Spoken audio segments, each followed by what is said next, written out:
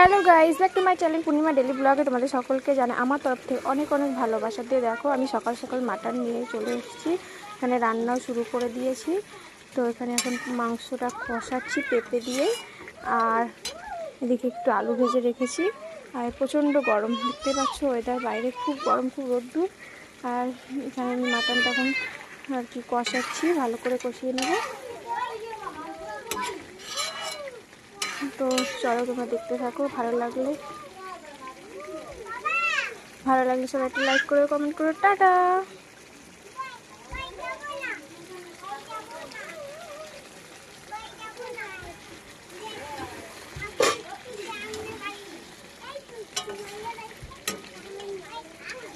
বন্ধুরা, তোমরা যারা যারা খাবে তারা তারা আমার বাড়িতে চলে এসো, তো খুব তাড়াতাড়ি চলে এসো। দেখো কত সুন্দর রান্না করেছি আমি তোমাদের জন্য।